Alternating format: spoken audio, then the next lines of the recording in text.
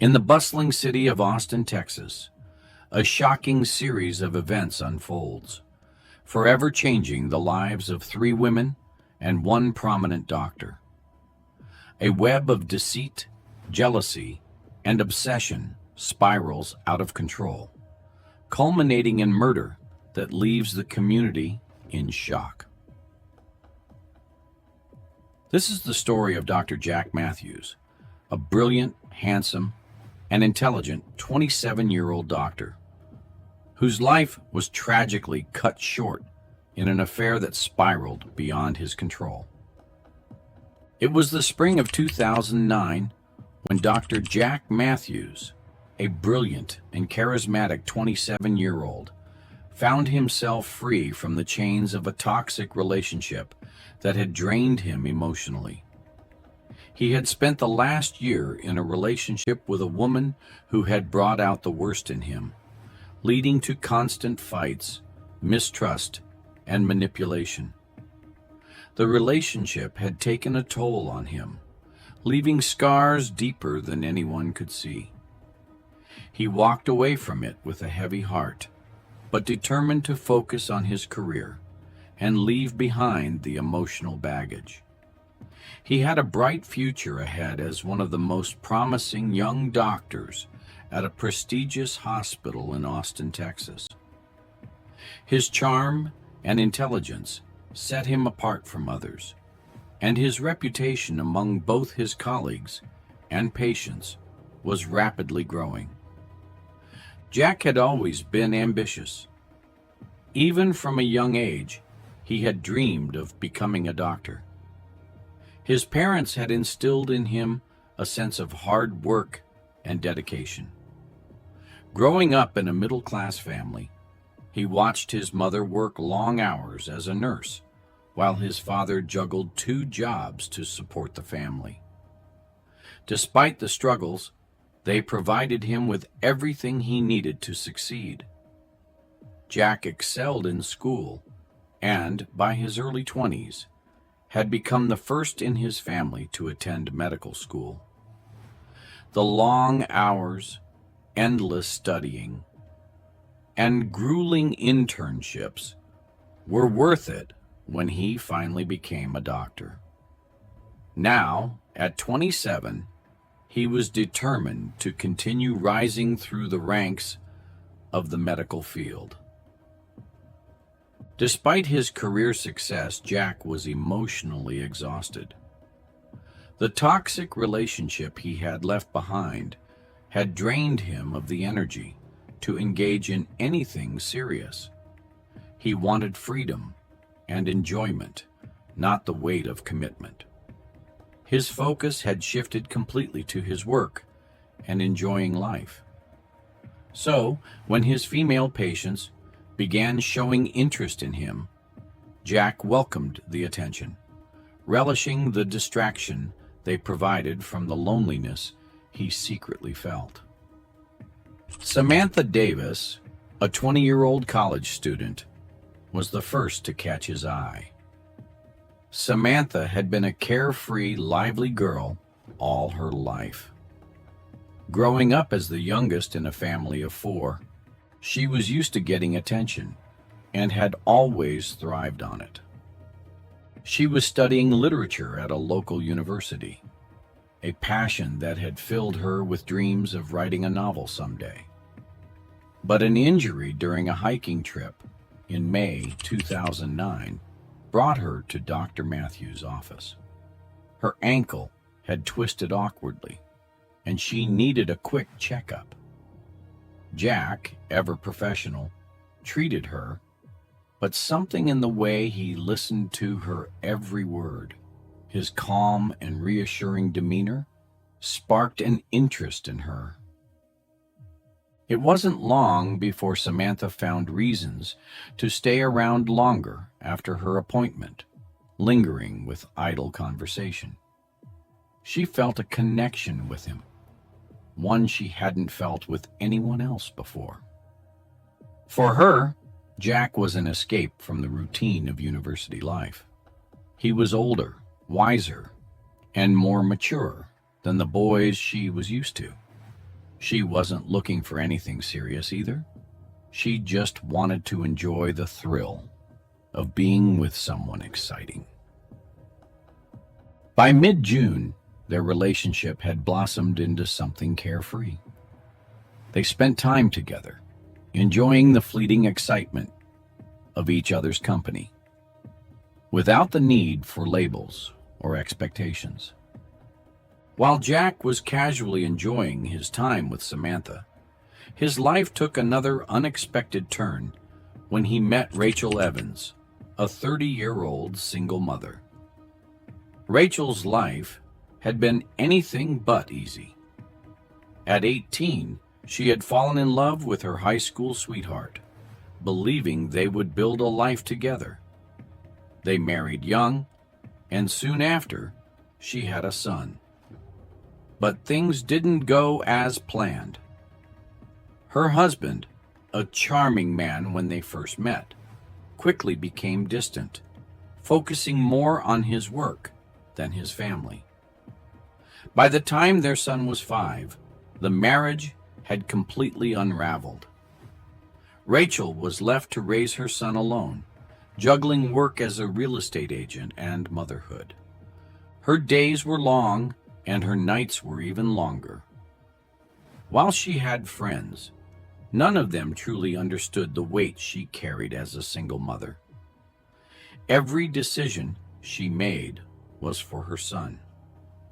By 2009, her son was 8 years old, and though Rachel had made a life for them, she felt an emptiness that she tried to ignore. When she met Jack in the summer of 2009, it wasn't under romantic circumstances. She brought her son in for a routine checkup, and Jack was his doctor. It had been a stressful day for her, and when Jack spoke to her with such empathy, asking questions about her life and her son, Rachel felt seen for the first time in a long time. Unlike Samantha, who was carefree and young, Rachel longed for stability.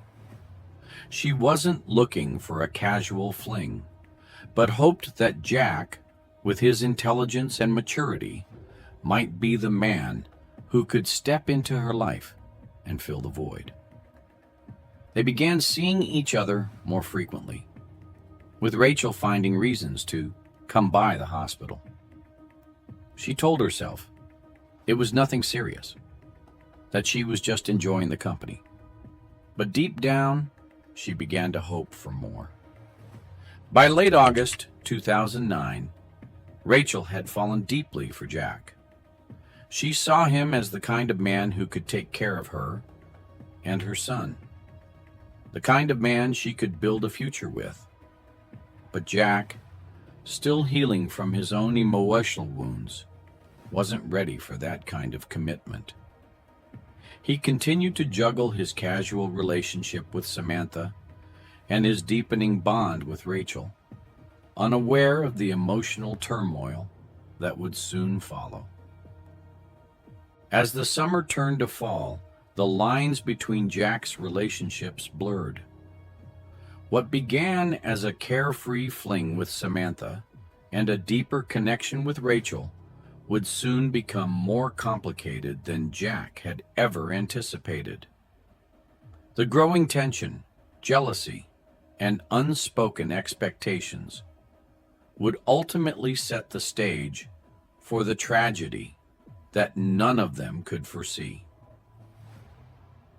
In the spring of 2010, Jack's life, which had once seemed so exciting and free, took an unexpected and dangerous turn.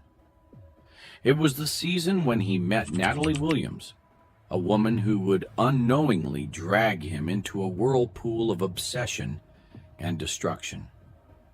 Natalie, at 25 years old, was recently married to Tom Williams, a successful businessman. From the outside, their marriage seemed perfect.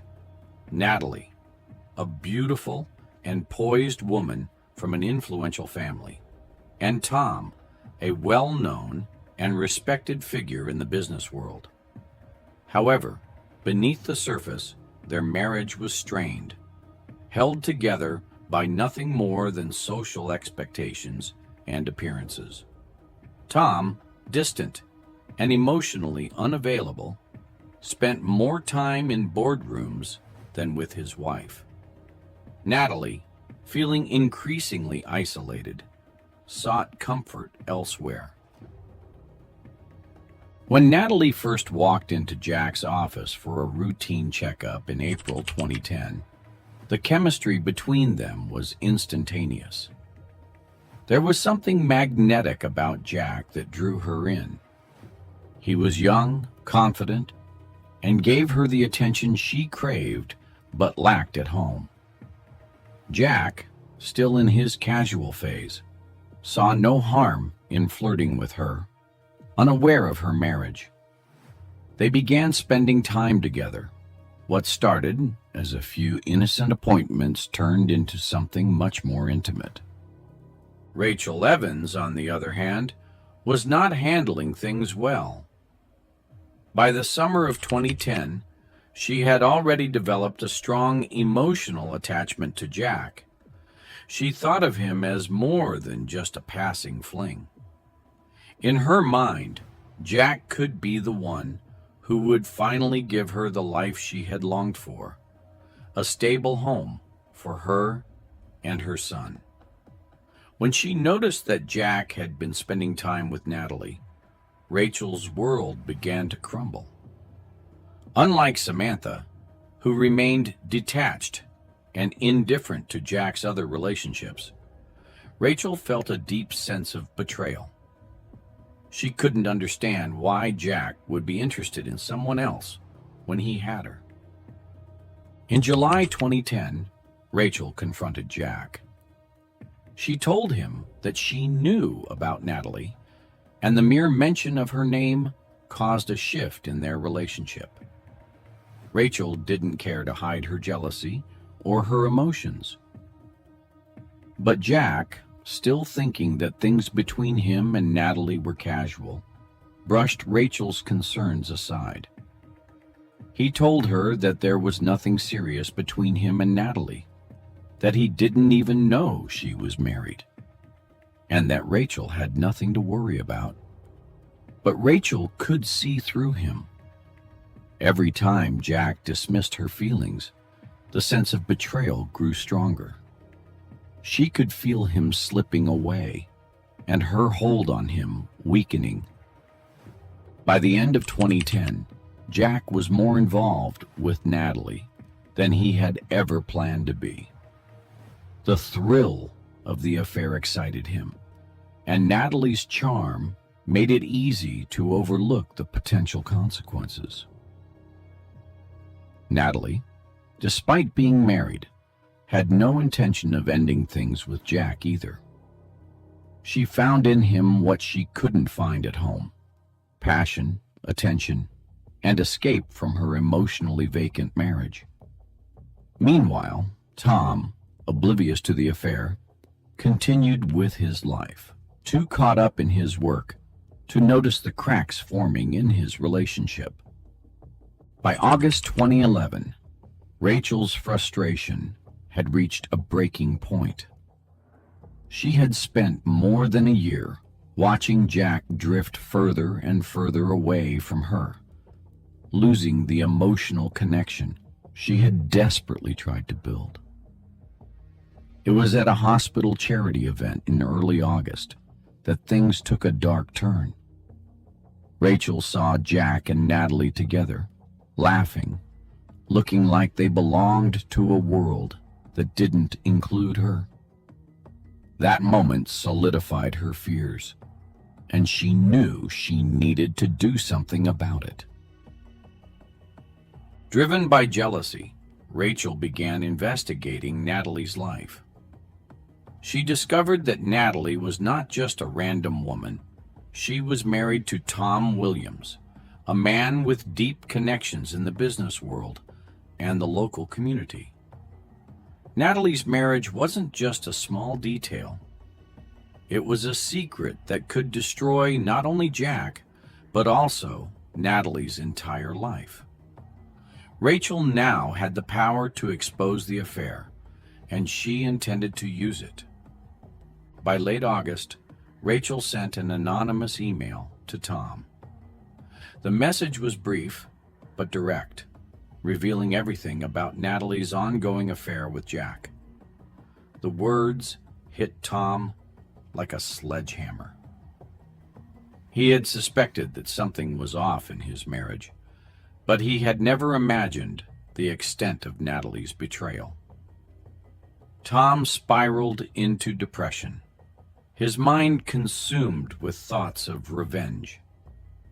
His life, which had been neatly arranged and organized, now felt like it was crumbling around him.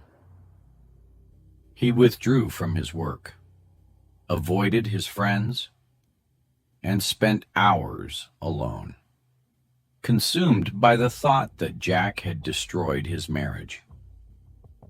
While Tom was slipping into a dark emotional state, Natalie's life began to unravel as well.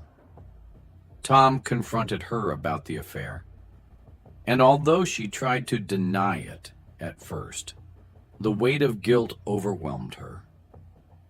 Their marriage, already hanging by a thread, collapsed under the pressure of the truth. Natalie, once poised and composed, found herself trapped between two men. One she had vowed to love, and the other who had made her feel alive again. But now, it was all slipping away. On March 6th, 2012, everything came crashing down. Dr. Jack Matthews was found dead in his home. The scene was horrific. He had been brutally stabbed multiple times, his body lying in a pool of blood in the living room. The crime scene showed signs of a struggle, indicating that Jack had tried to fight off his attacker, but the assault had been too violent. The police, arriving at the scene early that morning, immediately began piecing together the details. The next day, March 8th, 2012, the police questioned both Rachel and Natalie. Natalie was in shock, barely able to process the news of Jack's murder. She denied any involvement, though her guilt over the affair was apparent. Rachel, on the other hand, was noticeably erratic. Her emotions fluctuated between sadness and anger, and the police couldn't ignore how unsettled she seemed. However, neither woman could provide any concrete evidence that linked them to the murder. As the investigation unfolded, the police turned their attention to Tom Williams. Tom appeared cooperative at first, showing the expected signs of grief and confusion. But as the police dug deeper, they uncovered a disturbing pattern. In the weeks leading up to Jack's murder, Jack had received threatening phone calls and messages. The tone of the messages was aggressive, warning him to stay away from certain people. The calls traced back to Tom placed him as the prime suspect. The discovery of these messages painted a clear picture of Tom's mental state. He had descended into madness, consumed by the idea that Jack had destroyed his life. His obsession with revenge had grown over time until it led him to Jack's doorstep on the night of March 6th, where he committed the ultimate act of violence. What had started as a carefree affair had now ended in bloodshed, leaving behind broken lives and a shattered community. The investigation was far from over, but the police knew they were closing in on the truth. A truth that would expose the dark depths of human obsession, jealousy, and betrayal. On March 20th, 2012, the investigation reached its climax.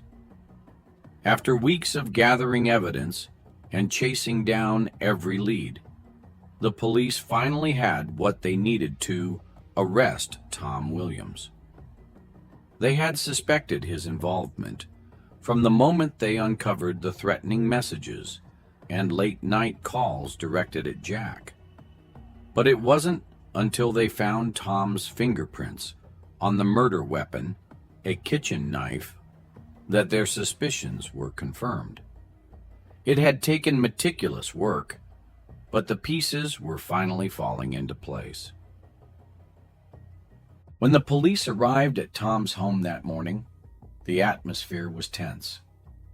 Tom had been living in a state of emotional turmoil for months, isolated from his work and friends, consumed by thoughts of betrayal and revenge. His once orderly life had crumbled into chaos after learning about Natalie's affair, and the murder of Jack had been the breaking point. He offered little resistance when the police arrived at his door, his face hollow from weeks of sleepless nights and despair. During the interrogation, Tom confessed to the murder, but his confession wasn't as straightforward as the police had expected. While he admitted to killing Jack, the details he provided shocked everyone. Tom claimed that he hadn't acted alone, that he had been pushed into committing the crime by Rachel Evans. According to Tom, it was Rachel's jealousy and resentment toward Jack that had driven him to kill. He alleged that Rachel had called him repeatedly in the weeks leading up to the murder, reminding him of Jack's betrayal and urging him to take action. In his mind, Rachel had planted the seeds of revenge, constantly feeding his anger until he felt he had no choice but to make Jack pay for what he had done. Tom described how each call from Rachel had intensified his hatred for Jack. She had painted Jack as the villain, the man who had destroyed both their lives. Tom, already fragile from the collapse of his marriage, began to believe that Rachel was right. His rage and jealousy consumed him, pushing him to the brink. And on March 6, 2012, that rage exploded into violence. He had gone to Jack's house, fueled by a mixture of pain and anger, and in a fit of uncontrollable emotion, he had stabbed him. Tom's confession, however, wasn't enough to implicate Rachel. Despite his claims that she had orchestrated the murder, there was no solid evidence linking her directly to the crime. The police had searched Rachel's phone records and questioned her extensively, but they found nothing that could definitively prove she had encouraged Tom to kill Jack. She denied everything, insisting that while she had been heartbroken and angry about Jack's affair, she had never urged Tom to commit such an act.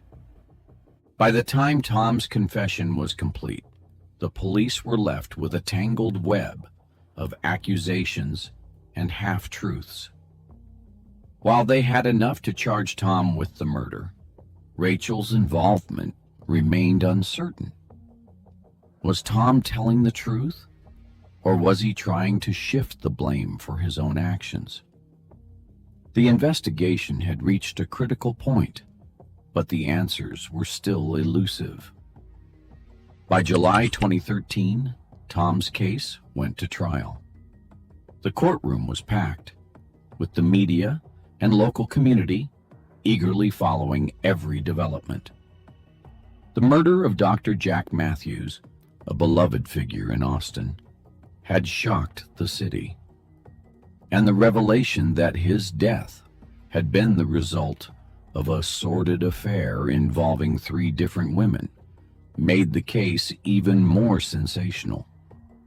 Everyone wanted to know how the trial would unfold, who would be held accountable, and whether Rachel Evans, whose name had been dragged through the mud, would face charges of her own.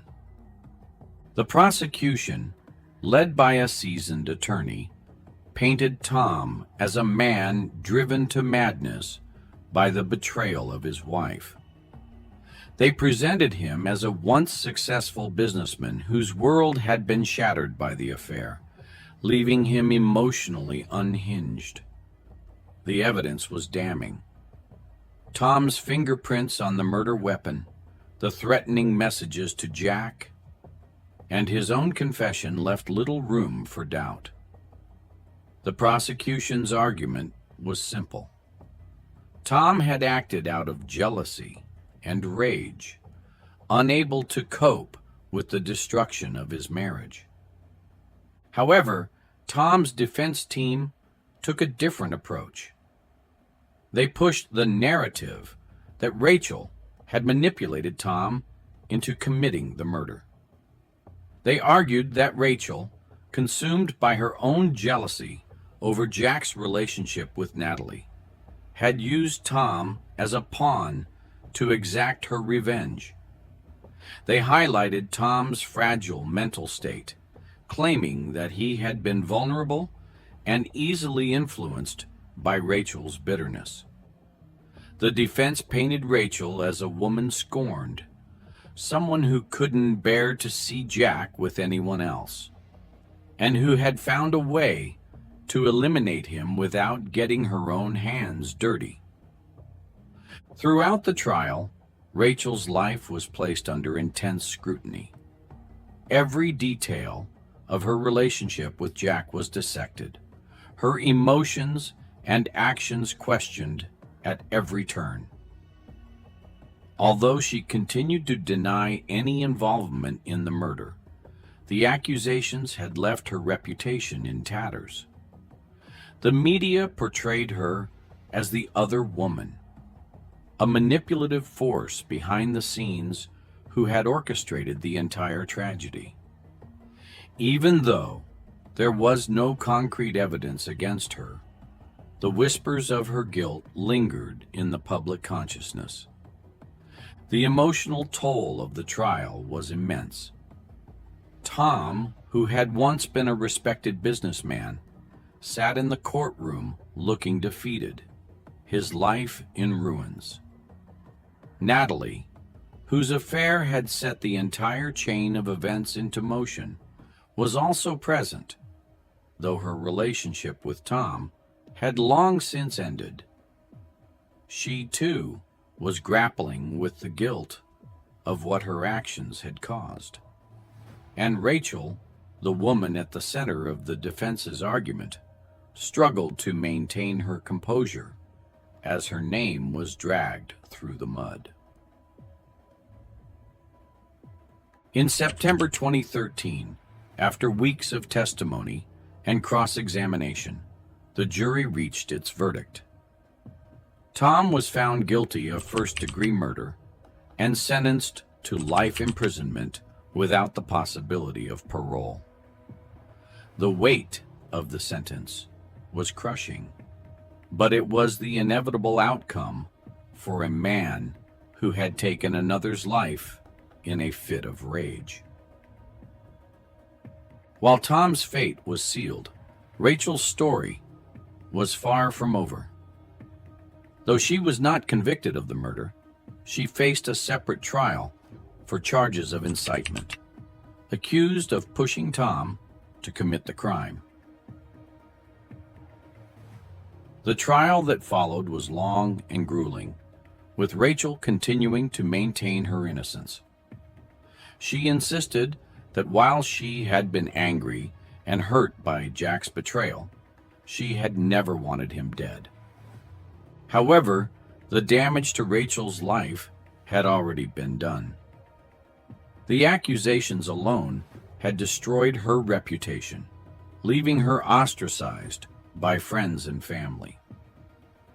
Even if she were to walk free, Her life would never return to what it had been before. The trial had exposed the darkest corners of human emotion: jealousy, obsession, and betrayal, and had left a permanent scar on everyone involved. In the end, Tom's actions had taken not only Jack's life, but also his own, while Rachel was left to pick up the pieces of a life that had been shattered beyond repair. The once promising doctor, whose charm had captivated so many, became a tragic figure in a story of obsession that would haunt the community for years to come. The community is left reeling by the events that transpired. Dr. Jack Matthews, once admired for his skill and charm, becomes a tragic figure in a story of obsession and betrayal. Natalie, whose affair had set these events in motion, divorces Tom and moves away to start anew, though she is haunted by the guilt of what her actions set into motion. Rachel, once a hopeful single mother looking for love, now faces years behind bars for her role in the tragedy. The tale of love, lust, and deadly obsession remains a cautionary story for years, leaving everyone to wonder what dark thoughts drove Tom and Rachel, and if it could have been prevented. This is very similar to one of the other cases we have here on this channel, the case where a wife's secret affair, a Muslim neighbor, ends in murder. Do not forget to like and subscribe so you do not miss out on our daily updates.